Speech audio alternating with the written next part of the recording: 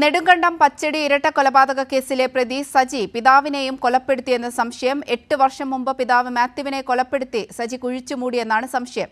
പുരയിടം കുഴിച്ചു നടത്തിയ പരിശോധനയിൽ അസ്ഥിയുടെ ഭാഗങ്ങൾ കണ്ടെത്തി. വിവരങ്ങളുമായി അഖിൽ കൂടി ചേരുന്നുണ്ട്. അഖിൽ, ഈ മാതാവിനെയും സഹോദരനെയും കൊലപ്പെടുത്തി കുഴിച്ചുമൂടിയതും സജിയാണ്. ആ ദിവസം തന്നെ ചിലർ സംശയ പ്രകടനങ്ങൾ നടത്തിയിരുന്നു. പിതാവിനെ 8 വർഷം മുമ്പ് കാണാതായി, പിതാവിനെ കൊന്നതും സജിയാണെന്നുള്ള സംശയമൊക്കെ പുറത്തു വന്നിരുന്നു. ഇപ്പോൾ ഇതാ പുരയിടം കുഴിച്ചപ്പോൾ അസ്ഥിയുടെ ഭാഗങ്ങൾ കണ്ടെത്തിയെന്നാണ് ലഭിക്കുന്ന വിവരങ്ങൾ.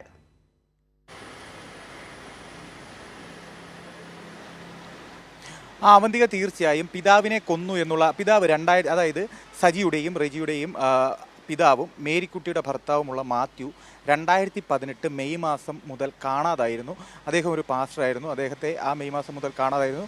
ആദ്യഘട്ടത്തിൽ പോലീസ് വലിയ രീതിയിലുള്ള തിരച്ചിൽ നടത്തിയിരുന്നു. ആ തിരച്ചിൽ ചില ആളുകളുടെ സാക്ഷി മൊഴികൾ എന്ന് പറയുന്നത് അദ്ദേഹം നെടുങ്കണ്ടത്ത് നിന്ന് ബസ്സിൽ കയറി പോകുന്നത് കണ്ടു എന്നുള്ള മൊഴികൾ കിട്ടുന്നു. ആ മൊഴികളുടെ അടിസ്ഥാനത്തിൽ പോലീസ് ആ കേസ് അവസാനിപ്പിക്കുകയായിരുന്നു. കാരണം പാസ്റ്ററാണ്, വിവിധ സ്ഥലങ്ങളിൽ സഞ്ചരിച്ച് സുവിശേഷ പ്രസംഗങ്ങൾ നടത്തുന്ന ഒരാളാണ്. അതുകൊണ്ട് തന്നെ അദ്ദേഹം അത്തരത്തിൽ എന്തെങ്കിലും കാര്യങ്ങൾക്കായി മറ്റെവിടെയെങ്കിലും പോയേക്കാം എന്നുള്ളൊരു നിഗമനത്തിൽ പോലീസ് ആ കേസ് അവസാനിപ്പിക്കുന്നൊരു ഘട്ടമുണ്ടായിരുന്നു. എന്നാൽ നമുക്കറിയാം, പച്ചടി ഇരട്ട കൊലപാതകം ഏപ്രിൽ മാസം 9-ാം തീയതി മുതൽ തൻ്റെ അമ്മയെയും സഹോദരനെയും കാണാനില്ല എന്ന് പറഞ്ഞ് ഇവരുടെ തന്നെ സഹോദരിയും മാത്യുവിൻ്റെ മകളുമായിട്ടുള്ള സിനി കൊടുത്ത പരാതിയിൽ നിന്നാണ് ഈ കേസിൻ്റെ തുടക്കമെന്ന് പറയുന്നത്.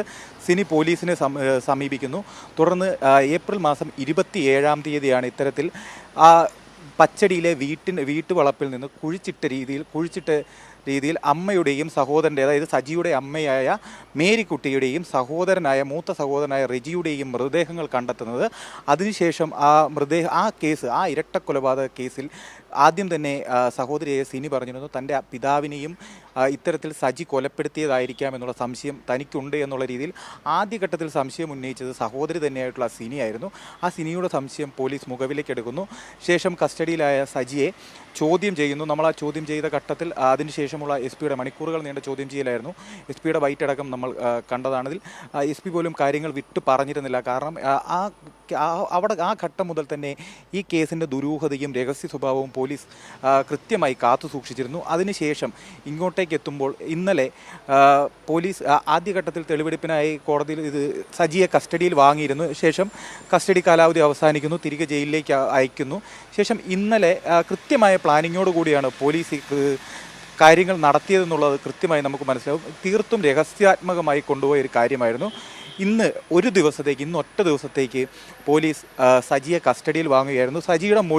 സജിയെ കസ്റ്റഡിയിൽ എടുത്ത ആദ്യഘട്ടം മുതലുള്ള മൊഴി വിശദമായി പോലീസ് പരിശോധിക്കുന്നു. ആ മൊഴിയിലുള്ള പരസ്പര വൈരുദ്ധ്യപരമായ കാര്യങ്ങൾ ഇഴകീറി പരിശോധിച്ചുകൊണ്ടാണ് വീടിൻ്റെ പരിസരം കുഴിക്കാം എന്നുള്ളൊരു നിഗമനത്തിലേക്ക് അല്ലെങ്കിൽ ഒരു തീരുമാനത്തിലേക്ക് പോലീസ് എത്തുന്നത്.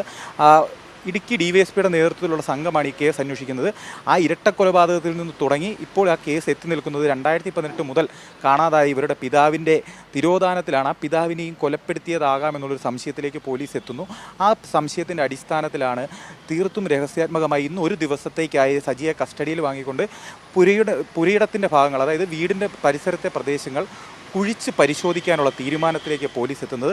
അത്തരത്തിലെത്തിയ തീരുമാനത്തിൻ്റെ ഫലമായി ഇന്ന് ആ വീടിൻ്റെ പരിസര പ്രദേശങ്ങൾ കുഴിക്കുമ്പോഴാണ് ഇത്തരത്തിലൊരു അസ്ഥിയുടെ ഭാഗവും ഒരു വസ്ത്രത്തിൻ്റെ ഭാഗവും ഈ കുഴിച്ച് പരിശോധിക്കുന്നതിൽ നിന്ന് ലഭിക്കുന്നത്.